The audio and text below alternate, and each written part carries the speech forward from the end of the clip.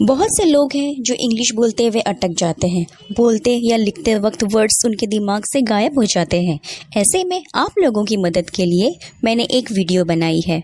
मैं आपको बताऊंगी 4 सिंपल से स्टेप्स जो आपको इंग्लिश का मास्टर बना देगा। So let's begin.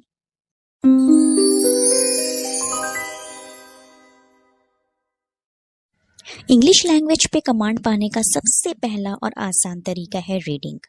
लोग कहते हैं न्यूज़पेपर रीड करना चाहिए, न्यूज़पेपर से इंग्लिश इम्प्रूव होती है, लेकिन मैं कहती हूँ आपको सिंपल चीज़ से स्टार्ट करनी चाहिए। पहले आप बच्चों की छोटी छोटी स्टोरी बुक से स्टार्ट करिए, जहाँ लैंग्वेज सिंपल होती है, आसानी से समझ आ जाती है, बार बार मीनिंग सर्च करने की ज़रूरत नहीं पड़ती।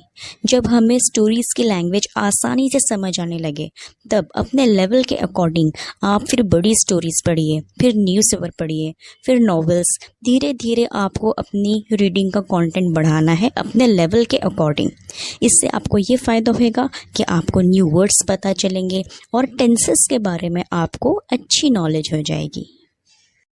अब आता है हमारा दूसरा तरीका जो लैंग्वेज सीखने में बहुत ज़्यादा मदद करता है, वो है listening and watching English content. सबकी अलग अलग मदर टंग होती है, जैसे हिंदी, मराठी, गुजराती एक्सेट्रा एक्सेट्रा। आपने बोलना कैसे सीखा? क्या आपने कोई स्पीकिंग कोर्स ज्वाइन किया या आपको कोई टीचर दिया गया था? नहीं, आपने बोलना सीखा सुनकर, अपने बड़ों से सुनकर, पेरेंट्स से, आसपास के लोगों से। इसी तरह एग्जैक्टली इंग्लिश लैंग्वेज आप जितना सुनेंगे, जितना देखेंगे, उतने जल्दी सीखेंगे। आप इंग्लिश ऑडियो सुनिए, इंग्लिश वीडियो देखिए, पॉडकास्ट देखिए, मूवीज़ देखिए। आप पहले सबटाइटल्स वाली मूवी देखिए, फिर धीरे धीरे आप बगैर सबटाइटल्स के मूवी देखना स्टार्ट करिए। बहुत सारे English podcast, English movies, audios आपको इजीली यूट्यूब पर मिल जाएंगे। इससे आपको ये फ़ायदा होगा कि आपको वर्ड्स के सही प्रोनाउंसिएशन पता चलेगा और आप सेंटेंस कंस्ट्रक्शन भी सीखेंगे। अब आता है इंग्लिश लैंग्वेज सीखने का बहुत ही इंटरेस्टिंग तरीका, वो है राइटिंग। आप अपनी डेली डायरी बनाइए। आप उसमें अपने फीलिंग्स, अपने थॉट्स, अपने शेड्यूल, अपने प्लान्स, अपनी एक्टिविटीज़, सुबह से लेकर रात तक आपने क्या क्या किया, उसमें सारी चीज़ें लिखिए। वो आपकी पर्सनल डायरी होगी, इसलिए लिखते वक्त होने वाली गलतियों के बारे में बिल्कुल भी मत सोचिए, बस लिखते रहिए। और एंड ऑफ द मंथ जब आप खुद का लिखा हुआ रीड करेंगे तो आपको रियलाइज़ होगा कि आपकी लैंग्वेज पहले से कितनी ज़्यादा इम्प्रूव हो गई है। आपको डे बाय डे अपने लैंग्वेज में इम्प्रूवमेंट नज़र आएगा।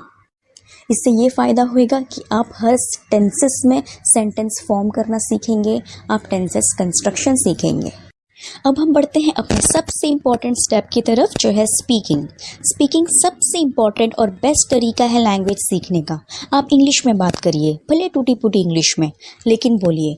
आप अपने घर में बोलिए, अपने बहन भाइयों से बोलिए, क्लोज फ्रेंड से बोलिए, जहां आप बोल सकते हैं बोलिए। जैसी आपको आती है वैसी बोलिए।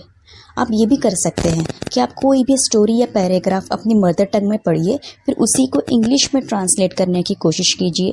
ये भी बहुत हेल्पफुल रहेगा। आपने सुना ही होगा, लोग कहते हैं अगर तैरना सीखना है तो पानी में उतरना ही होगा।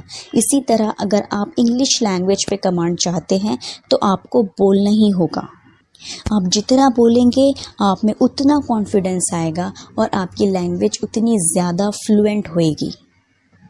अभी मैं आपको एक बहुत ही इम्पॉर्टेंट बात कहना चाहूँगी। इंग्लिश स्पीकिंग में फियर ऑफ जजमेंट बहुत बड़ी रुकावट बनता है। So you have to avoid fear of judgement.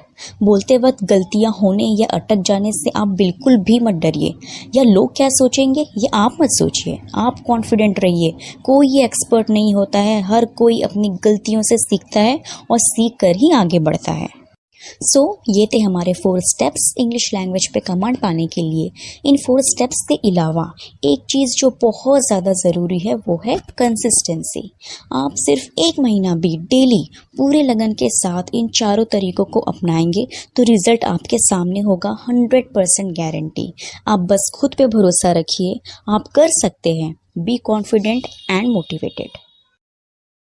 अगर आपको मेरी वीडियो पसंद आई है तो please subscribe to my channel, like, share and comment, hit the bell icon to get the notifications of more learning contents. Keep learning and keep smiling.